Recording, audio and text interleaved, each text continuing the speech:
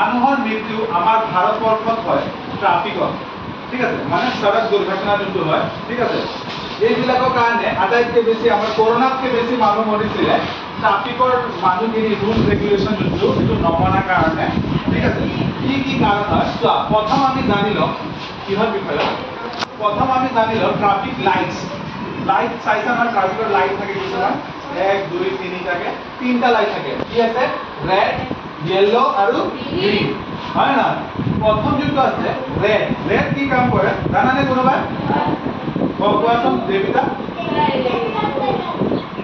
Stop, মানে গাড়ীখন দৰাই দিয়া, ৰখি যোৱাটো কি বুজাইছে? ৰেড লাইট, ঠিক আছে, ৰখি যোৱা, ষ্টপ হৈ যোৱা।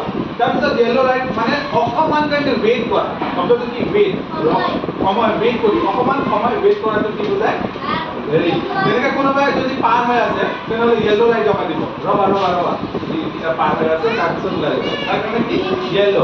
আৰু গ্ৰীণ মানে গুচি যোৱা, ইমান দেৰি ৰখি আছিলা, এতিয়া গ্ৰীণ মানে কি? গো, মানে গুচি যোৱা, ঠিক আছে। তেনেহ'লে येलो মানে ষ্টপ হৈ যোৱা, ৰেড মানে ষ্টপ হৈ যোৱা, येलो মানে অলপমান ৰখা, আৰু গ্ৰীণ মানে গুচি যোৱা, ঠিক আছে।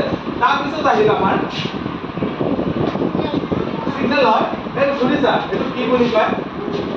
এইটো কয় জেব্ৰা ক্ৰছিং। কি বুলি কয়?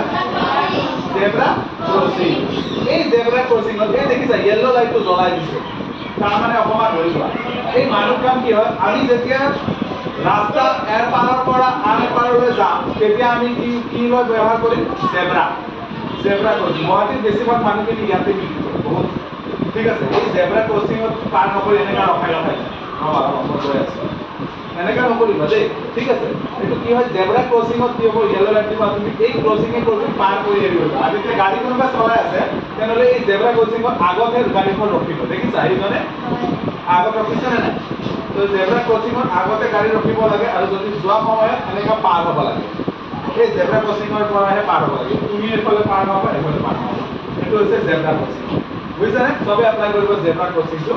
লাষ্ট তাৰপিছত আহিছে আটাইতকৈ মানুহখিনি হেৰি কৰে ড্ৰিংক এণ্ড ড্ৰাইভ, শুনিছা? মানে মদ খাই গাড়ী চলায় বা বহুত দেৰিলৈকে গাড়ী চলায়। কিছুমানে কি হয়, বহুত দেৰিলৈকে গাড়ী চলায়, 8 ঘণ্টা 10 ঘণ্টা, টোপনি আহি যায়, ঠিক আছে। কি হ'ব? ট্ৰাক ড্ৰাইভাৰখিনি বেছিভাগ কি কৰে, বিচাৰে সিহঁতে বহুত দেৰিলৈকে গাড়ী চলায়, আৰু তাৰ কাৰণে কি হৈছে, টোপনি লাগি যায় আৰু গাড়ীটো এক্সিডেণ্ট হোৱাৰ চান্স আছে, ঠিক আছে। তাৰপিছত ড্ৰিংক কোনোবাই মদ খাব পাৰে, যোনটো বিচাৰ থাকে। তাৰোপৰি আমাৰ আছে ৰাইট ছাইড। যদি তোমালোকে কিবা চাইকেলতো চলোৱা, গাড়ী কিবা চলোৱা, ঠিক আছে, তোমালোকে যে মানুহক অভাৰটেক কৰা, অভাৰটেক মানে বুজি পোৱা? ই আগত তোমাক গৈ আছে, তুমি ভাবিব বহুত শ্ল' চলি আছে, মই কি কৰোঁ, ইয়াৰ অকণমান আগত গুচি যাওঁ, হয়? চাইকেলটো স্পীড কৰি মই আগত গুচি যাওঁ। কিছুমানে কি কৰে, এই চাইডৰ লেফ্ট চাইডৰ পৰা কি হৈ যায়, তাক পাৰ কৰিব বিচাৰে, কিন্তু ড্ৰাইভাৰটো ইয়াত, সি বিচাৰে এনেকৈ নাচাব নোৱাৰে, তাৰ গ্লাছ নেকি ইয়াত, হয় নহয়? সি এইফালে চাব নোৱাৰে, গাড়ী চলাই আছে এইফালে চাব নোৱাৰে, আৰু যদি তুমি এইফালে দি পাৰ কৰিছা তোমাক লগাই দিব পাৰিব। সেইকাৰণে সদায় মনত ৰাখিবা, এইফালে দি কেতিয়াও গাড়ীখন অভাৰটেক নকৰিবা, মানে আগলৈ ইয়ালৈ নাযাবা, এনেকৈ যাব লাগে।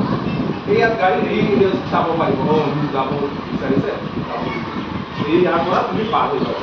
সেইটো হৈছে ৰাইট চাইড, অভাৰটেক কৰা সময়। আৰু যোৱা সময়টো জানাই লেফ্ট চাইডে শ্ল'কৈ যাব লাগে, হয়নে? বুজি পাইছা? ৰাইট চাইড দি কেনেকৈ অভাৰটেক কৰিব লাগে, ঠিক আছে। ইমানে তোমালোকৰ হ'ব।